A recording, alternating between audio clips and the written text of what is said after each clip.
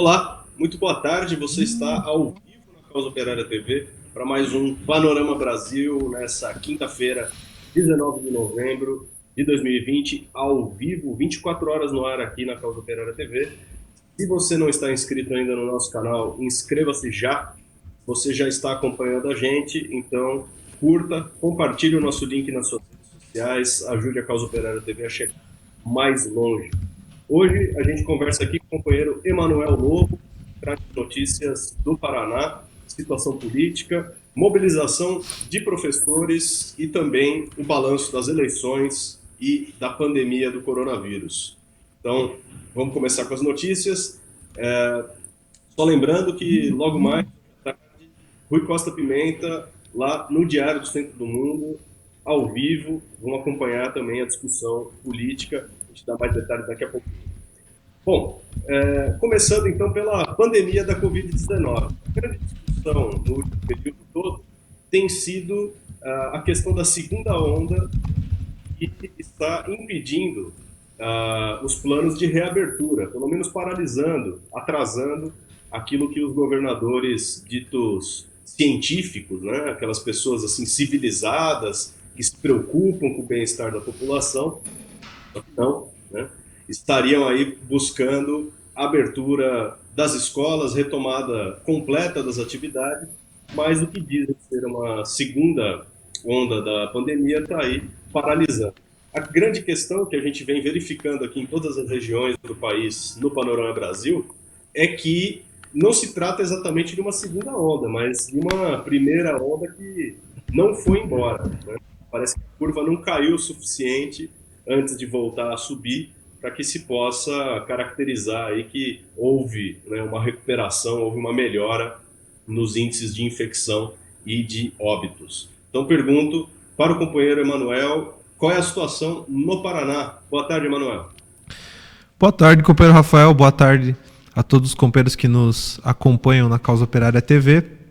É o efeito eleições fraudulentas, Rafael. Inclusive, a própria imprensa burguesa destaca que nessa quarta-feira, né, nessa semana, sobretudo no dia de ontem, aconteceu uma correria aí em Curitiba, né, as farmácias e os hospitais privados que fazem testes do coronavírus tiveram até fila de tantas pessoas que foram procurar os testes, uma vez que, passadas as eleições, né, os dados nas eleições foram todos ocultados aí, né, falou-se sobre tudo nas eleições, menos sobre o coronavírus.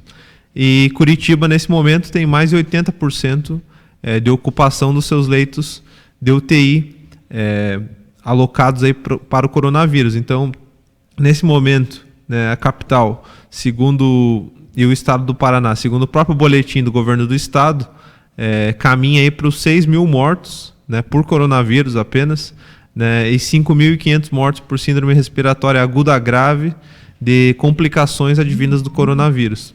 Então, nós estamos aqui nesse momento no Paraná com 11 mil mortos.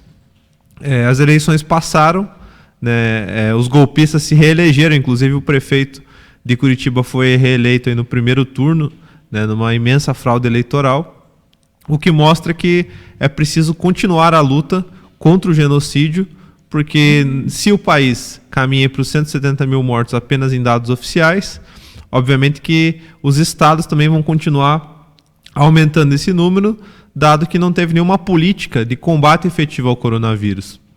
Isso que o companheiro destaca sobre a segunda onda, na verdade, diferente da Europa, por exemplo, na Europa fala-se nesse momento em segunda onda, né? No Brasil a gente ainda está vendo, né, o primeiro impacto aí que foi totalmente mascarado pelo poder público em todos os locais, e o resultado está aí, né? Os mais de 11 mil mortos no Paraná nesse momento. E aí outra coisa que nós vamos falar em seguida é que, diante de tudo isso, né, a política desses golpistas, vocês estão vendo aí os dados, né, 5.742 mortos no boletim de ontem, divulgado pela Secretaria da Saúde. E se, por um lado, a Secretaria da Saúde ela só tem um papel de divulgar a desgraça, né, não combate efetivamente a pandemia, por outro lado, a Secretaria de Educação quer agravar ainda mais esses dados, uma vez que divulgou, né, o governo do Paraná lançou um edital aí para contratação de professores e funcionários temporários da escola pública e está procurando voltar às aulas, né? Então, acabou de promover, inclusive, uma consulta popular a toque de caixa, né, fraudulenta, para aprovar a militarização das escolas, coisa que nós vamos discutir mais para frente. Mas o que fica claro é que esses dados do coronavírus eles só vão se agravar, e isso requer uma mobilização por parte de todos os setores da esquerda, das organizações de luta dos trabalhadores no Paraná, para barrar esse verdadeiro genocídio contra a população.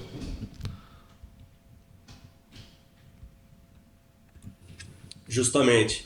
Bem, balanço das eleições desse ano, já discutimos aí nas diversas regiões e em escala nacional o problema, né, da fraude, do verdadeiro golpe aí que foi dado para que o centrão, né, ou seja, a direita, continue aí tendo a sua maioria dominando, né, e se fortalecendo no controle dos municípios. Finalmente obtiveram aí a maioria das prefeituras em escala nacional. E a fraude também se dirigiu, né, contra o nosso próprio partido. Vimos isso daí em várias regiões, onde os candidatos do PCO foram tirados das urnas, né, e sistematicamente aí, ocultados em uma eleição, e se apoiou basicamente no poder da imprensa capitalista, e tirou aí da maioria dos candidatos, um terço dos candidatos em escala nacional, um terço dos partidos, né, a possibilidade de aparecer no horário eleitoral, que esse ano aqui foi de meros 10 minutos. Né? Então eu pergunto para o companheiro Emanuel, fala um pouquinho mais sobre a situação e o balanço das eleições aí no Paraná. Bom, primeiro destacar que a nossa campanha foi bastante vitoriosa, né? Uma vez que, como a gente divulgou aqui no próprio Panorama, foi a primeira vez que o partido lançou candidatos em todas as capitais do Sul, né? No país, em 20 capitais.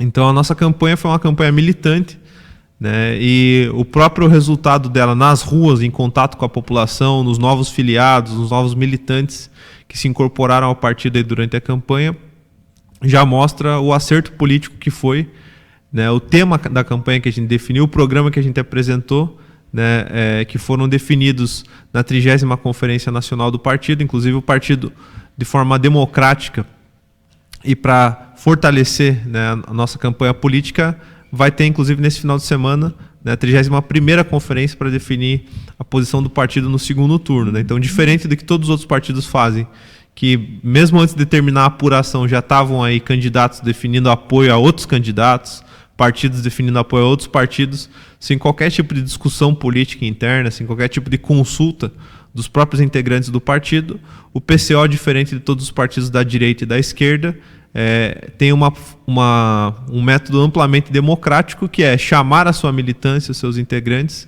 né, a discutirem a política do partido e formularem, né, o que todos nós vamos defender no segundo turno, e enfim, depois do segundo turno, inclusive, porque, como a gente está vendo aqui, a mobilização precisa continuar.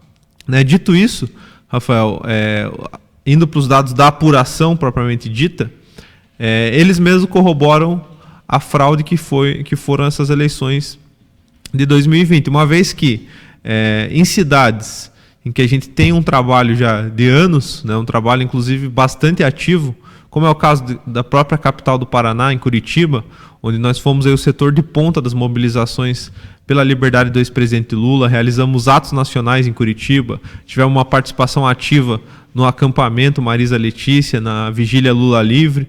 Né? Numa cidade como Curitiba, em outra cidade importante do estado como Paranaguá, em que a gente tem anos aí já um trabalho, comitê de luta, enfim, a gente teve 100 votos em ambas as cidades para candidato a prefeito, né?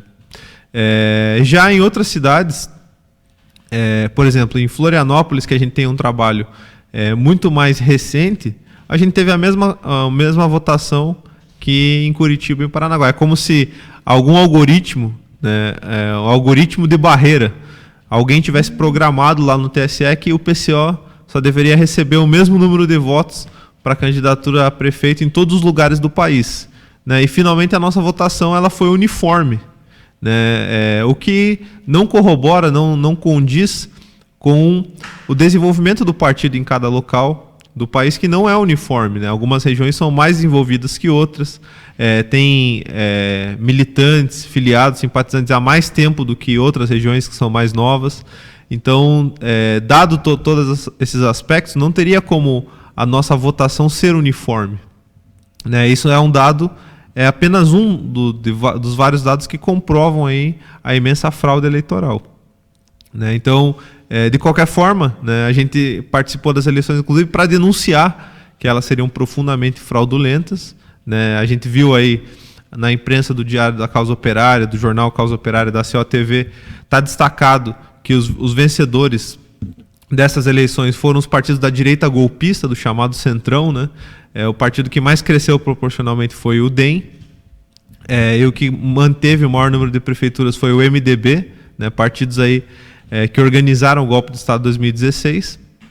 Então, se por um lado as eleições passaram, né, por outro lado é preciso continuar a campanha política, apresentar o programa político que a gente também apresentou nas eleições, né, do Fora Bolsonaro e todos os golpistas, em defesa da candidatura do ex-presidente Lula para 2022 por um governo dos trabalhadores. É isso, Rafael. Agora, nós tivemos aí durante a eleição no Paraná a tentativa aí de censura do nosso candidato. A censura e, num certo sentido, né, a agressividade da imprensa tentando calar, né, a candidatura que denuncia a extrema-direita. Diante disso daí, né, como é que a gente pretende continuar a campanha, levando em conta agora que nós temos aí um cenário em que o Greca está reeleito, né, e tem mais 2 anos de Ratinho Júnior descendo o sarrafo nos professores, né? Então, aproveito para você emendar um tema no outro, contar para a gente a história aqui da ocupação da Assembleia Legislativa do Paraná, que já virou aí um local obrigatório aí de manifestações da categoria e de costumeiro enfrentamento com as forças repressivas do Estado. Se puder falar para a gente, a produção tem um vídeo aí, avisar se tiver no gatilho para a gente assistir. Bom, acho que é importante destacar, Rafael, né, que a luta dos professores e funcionários da Escola Pública do Paraná tem sido aí nos últimos anos, né, inclusive nesse ano, tem sido um setor de ponta aí na mobilização, né, desde 2015 para cá, quando ocorreram grandes greves aí contra o governo na época do Beto Richa, do qual o Ratinho Júnior era secretário de Planejamento. As greves elas se mantiveram, né?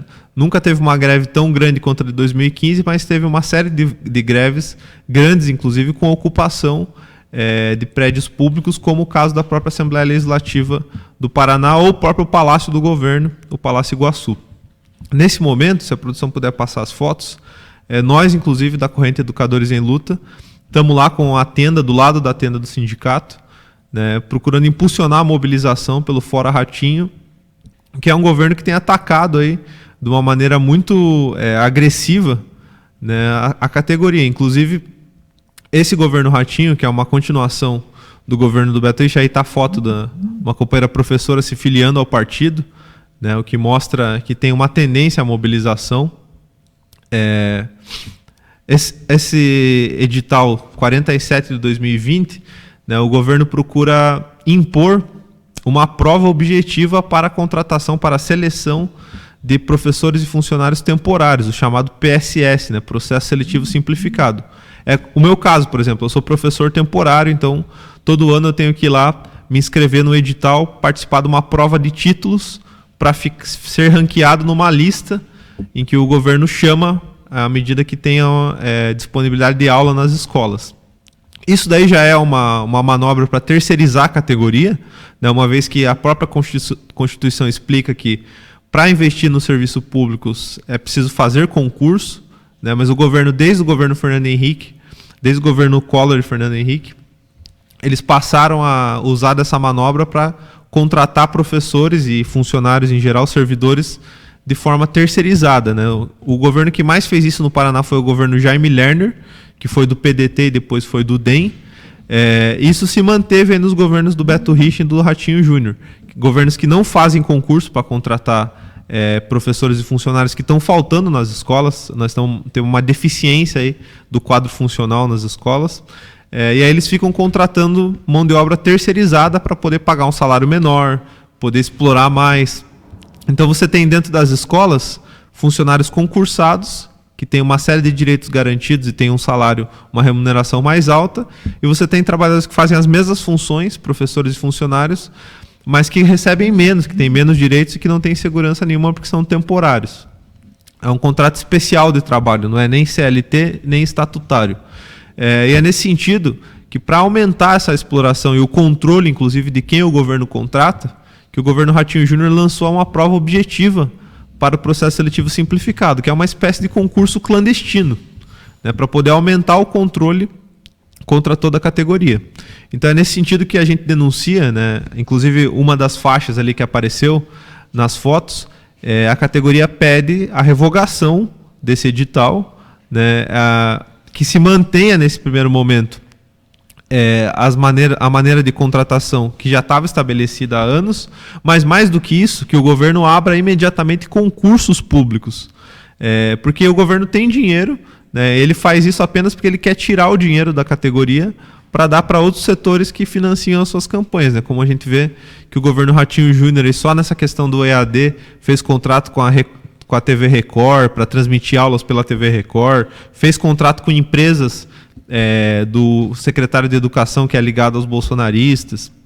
Então, essa batalha, né, entre a categoria dos professores e funcionários da escola pública contra o governo Ratinho, ela é uma batalha inevitável, inclusive, e que setores da direção do sindicato procuram entrar num diálogo, entrar num acordo com esse governo, só que o governo já provou, né, que não tem acordo. O governo quer tirar tudo da categoria, quer atacar os funcionários, os professores, os estudantes, né, seja através desse ataque econômico, né, através do concurso, do salário, seja através da própria questão ideológica, da repressão, da militarização das escolas e da, inclusive, privatização da educação. Né? O secretário do Ratinho Júnior, ele é um empresário do ramo da informática, é um defensor árduo aí da EAD, né, e é um dos maiores propagandistas aí da educação à distância e da privatização da educação. Então, nesse sentido, o que o Rafael falou da reeleição do Greco, o que isso tem a ver com a reeleição do Greca? Né? O Greca ele foi apoiado pelo Ratinho Júnior, o Ratinho Júnior indicou o vice dele, que é o Eduardo Pimentel, um empresário, e o Greca, inclusive, logo que foi eleito, ele já manifestou que vai apoiar o Ratinho Júnior para a reeleição em 2022.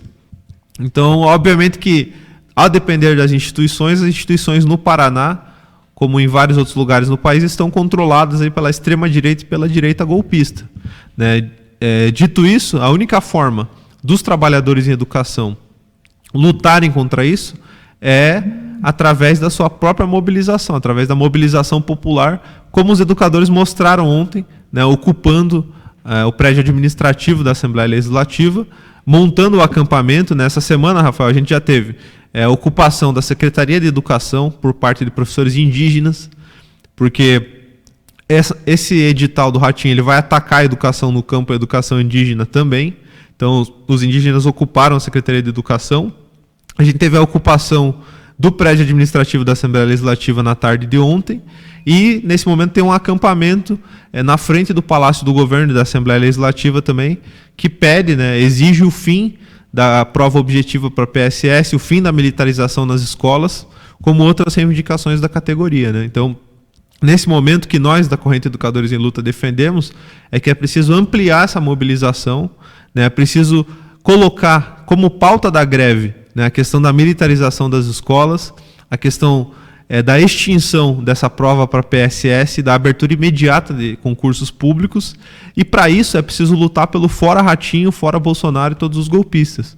Né? O Ratinho Júnior ele é um governo bolsonarista que tem sido um dos setores de ponta no ataque à população nesse último período. Inclusive o projeto da militarização das escolas, ele é um projeto piloto, digamos assim, ele é o maior projeto do Brasil, né? Então, nesse caso, o Ratinho Júnior está tentando fazer do Paraná um balão de ensaio para um projeto que é do Bolsonaro a nível nacional, e por isso é preciso lutar, é preciso ter uma pauta política que reúna, que conecte todas essas reivindicações específicas da nossa categoria, como a questão da abertura de concursos públicos, a questão da extinção das escolas militares, que a categoria corretamente classificou como escola com fascismo, né, uma tentativa do Ratinho Júnior de implementar o fascismo nas escolas, colocando militares para reprimir os professores, estudantes e os pais. Então, isso só pode ser feito através da mobilização, né, nesse sentido que a gente chama, inclusive nós, nesse momento, a gente tem companheiros lá no acampamento, né, com a nossa tenda, com os nossos materiais, chamando os trabalhadores em educação, né, professores, funcionários e também os estudantes a se mobilizarem pelo Fora Ratinho e todos os golpistas. Isso aí. Bom, a produção tem as imagens aí no ponto para a gente ver como é que foi a ocupação, o que aconteceu na Alep. Vamos ver.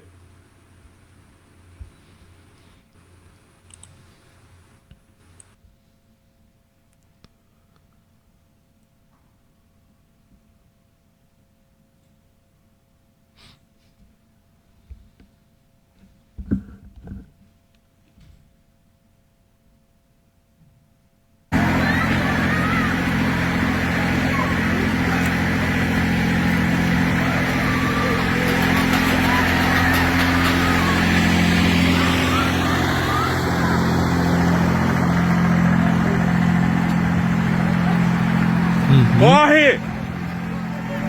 Corre! Eu só não estou ouvindo o som aqui. Corre! Corre! Atravessa! Vai, gente! Vai, gente!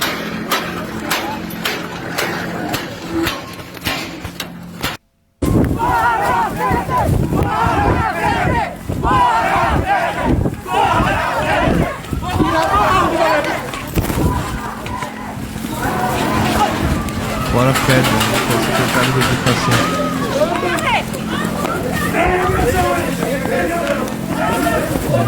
Não estou ouvindo.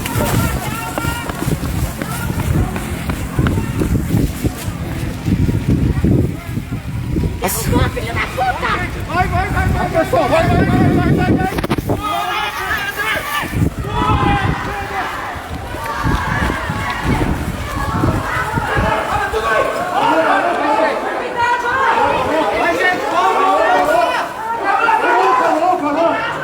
Não.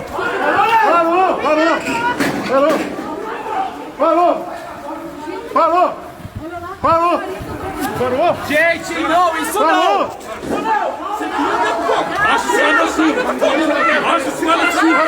Agora sim. Nossa, tá batendo no meu olho! Que horror! Vem, pessoal! Vem!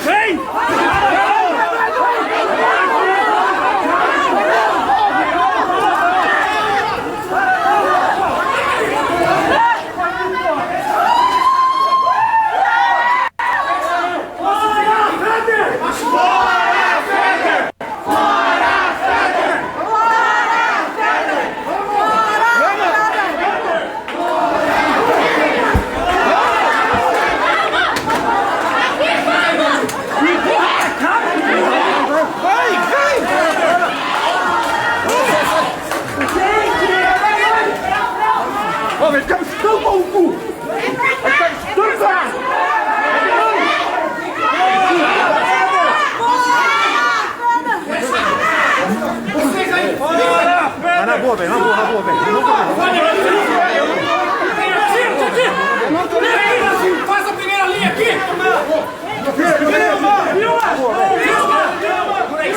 Sem agressão! Força total sem agressão! Acho que pode parar por aí, Fábio. Pode parar por aí. Eu acho que o vídeo é muito comprido.